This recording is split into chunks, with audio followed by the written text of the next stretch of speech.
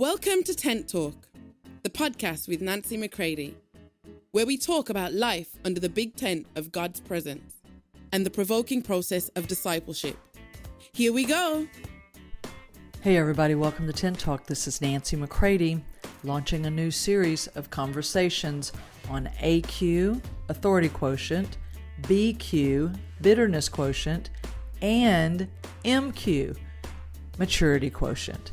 What measure of authority do we have in our lives?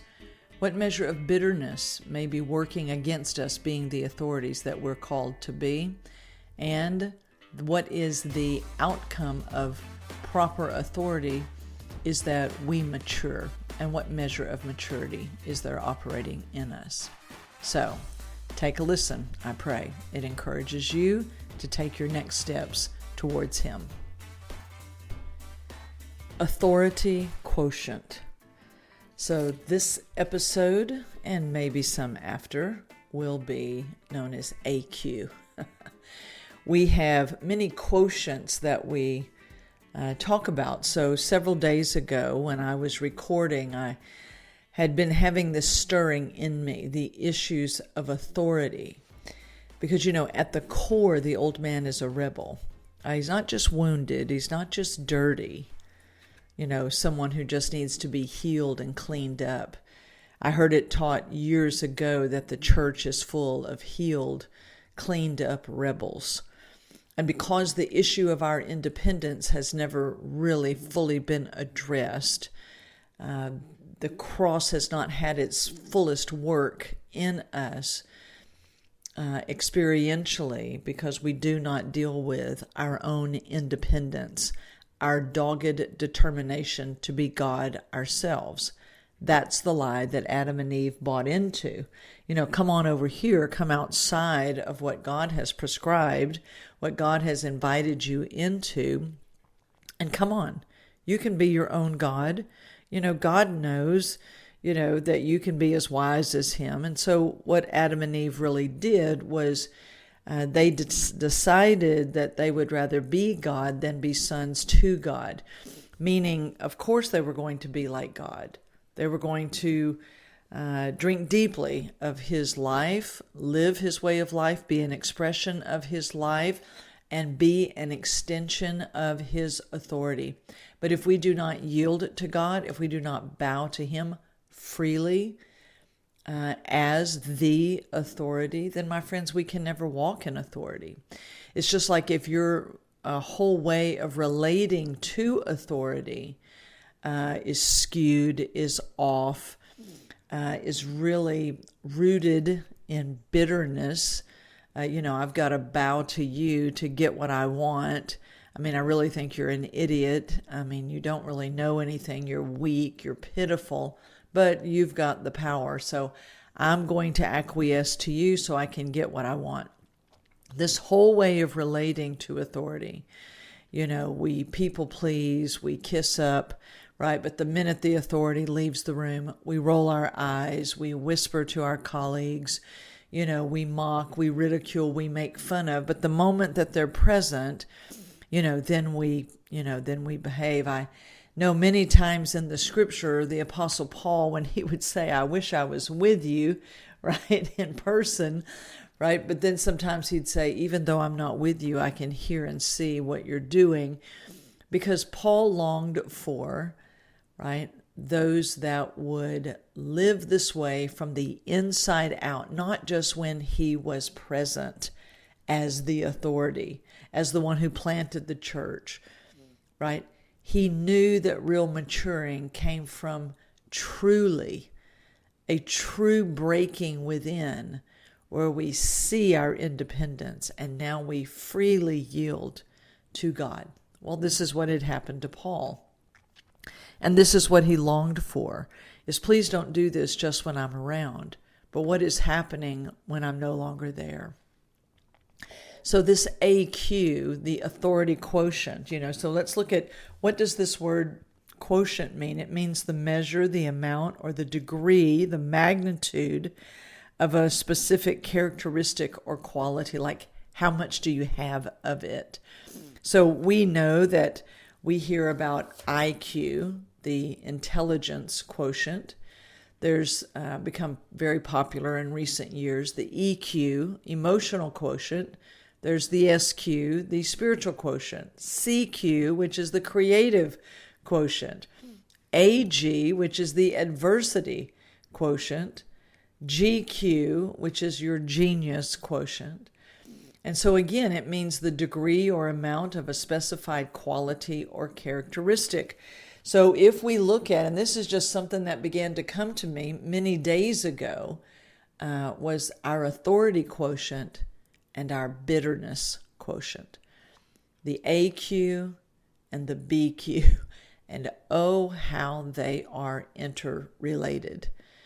Because where we are being raised up by authority has everything to do, if you will, maybe I'll come up with another one, your MQ, your maturity quotient, is that those who are given authority over us is not to dominate us, not just to control us, but true authority is for order, purpose, peace, right? Where there's real authority, then there is an atmosphere of maturing, of being challenged, of being trained and equipped, loved, being secure, so that mistakes don't become, the end all to end all. They are simply, parts of the learning process. So if we cannot relate properly with authority, then we do not mature. We may learn how to perform, we may do many things, but we do not truly mature into now the authority that we are meant to be, that we are meant to be an extension of God's authority. So therefore, if we cannot relate to authority, why? Because bitterness comes in so deeply, because I have so many unfulfilled expectations, right? I mean, everyone has this.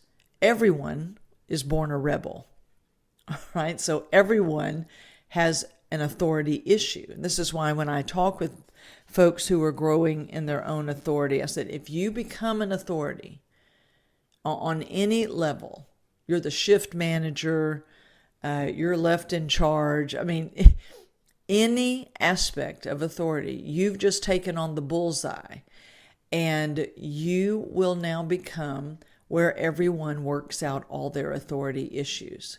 It doesn't mean that you as an authority haven't actually done something wrong or, maybe failed to be a proper authority. But let's just say, before you were a teacher, and then you became a principal. So when you were a teacher, you were in the teacher's lounge talking about the principal, right? You're working out your issue. This is how I see things. Your authority grid, the filter with which you see everything, right?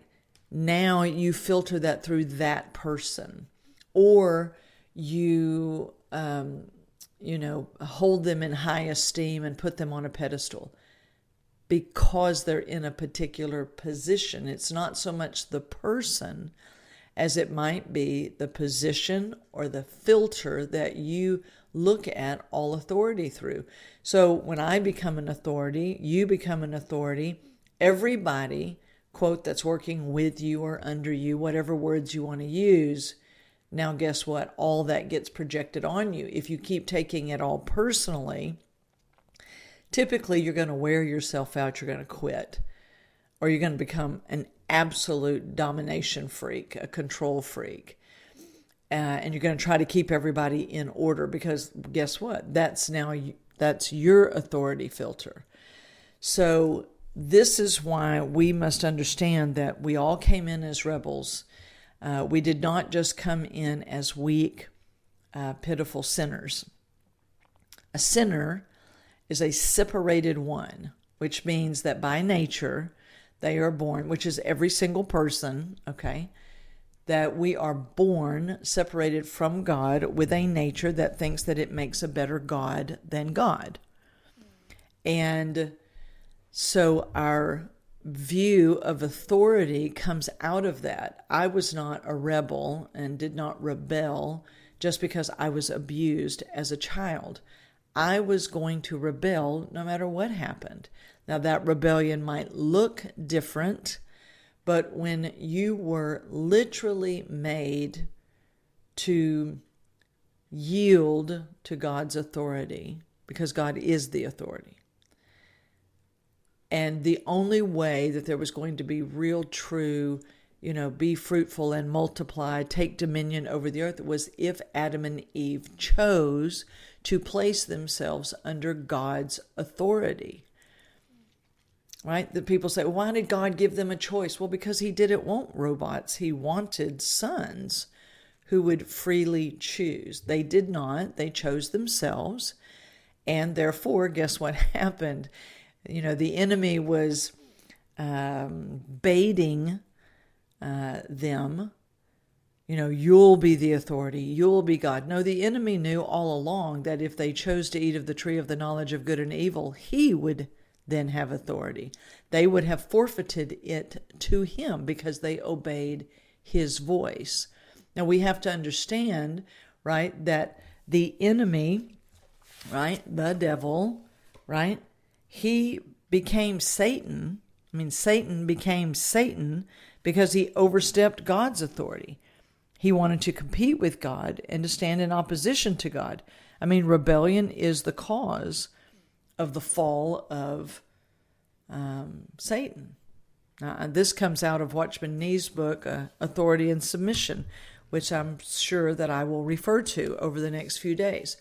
But my friends, when authority is not properly functioning, this is why we run into corruption and trouble with government, when it becomes a dominating force rather than a governing force that creates opportunity, creates peace, or keeps the peace, allows for things to run more smoothly by the acquiescence, if you will, of the people.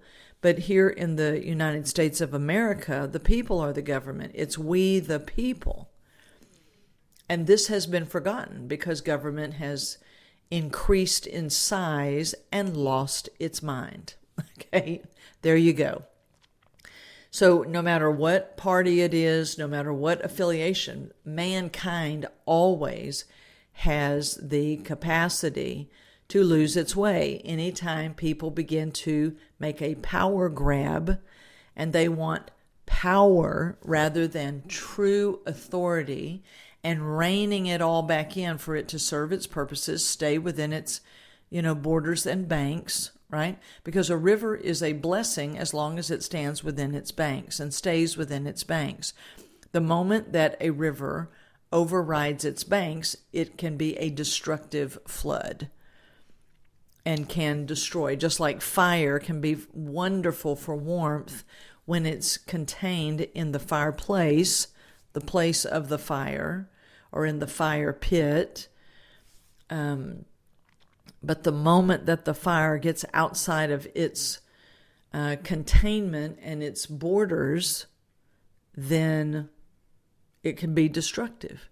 So the moment that something gets outside its borders and bounds, right, then it can become destructive. So when we look at the core elements of authority, and what is our authority quotient? Like, what's the measure of authority in your life? Are you under the impression that no one rules you? Well, my friends, that may sound wonderful, but when you don't rule you, someone's going to rule you. It's like when we teach our children. You either control you, or you have now required, by being out of control, for someone else to come and control you. This is why there are prisons and jails, right? Is because when you don't control yourself within civil society and culture, right, then guess what? Then you being out of control has required someone else to have to come along and control you. You don't want to be controlled, then you control you. So this is why the baseline, if someone doesn't have Christ within them, then it's true, they need they need self-discipline. It's in its externals usually. The threat of a fine is what keeps you behaving, self-preservation, all of that. But when Christ is in you, the fruit of the Spirit is self-control. That comes from within the very nature of Christ himself. Self-control. So, this is enough for today. I wanted to introduce this, the authority quotient, and we will then tap into the bitterness quotient. What measure of bitterness do you still have running rampant within you? Is it running unchecked, unjudged, uncrucified? Therefore, my friends, you may think you're large and in charge, but you're not. Because wherever there is bitterness, trust me, the enemy rubs raw the unresolved conflicts of our lives. This is why we see entitlement. This is why we see things running rampant through the streets, right? Is that someone is rubbing raw the bitternesses and the unresolved conflicts of people's lives. And all you have to do, you don't have to say much to inflame people.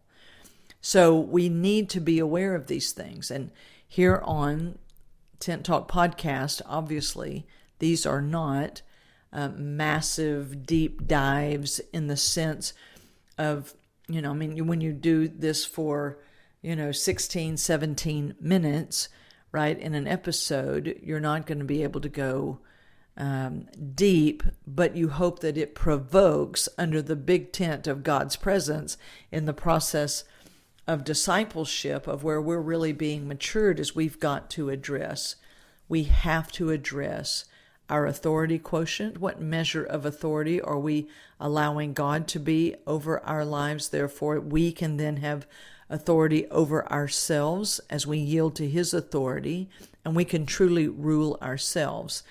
And so this is going to prove to be, I think, a timely series of conversations.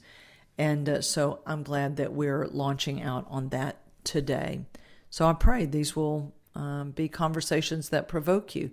Think about this. What is your attitude towards authority in your life? Are you willing to be an authority? Have responsibility. Let the buck stop with you, if you will. To rule yourself, that you might then be a ruler, if you will, one who comes to bring blessing, one who comes to bring order that can bring great opportunity to people. So there you have it for today. Now we'll continue to launch out, and we'll see where these conversations take us and for how long. So welcome to a series of conversations on AQ, which is our authority quotient, and BQ, which is our bitterness quotient. And then I introduced another one that I hadn't quite thought of, which is the MQ, which is our maturity quotient. What measure of maturity will we walk in this hour? It doesn't start with us, trying to rule everyone else. It begins with who rules me, and then will I rule myself? So here we go, my friends. Love you all. For more information on Nancy, please visit nancymccready.com or follow her on social media at NB McCready.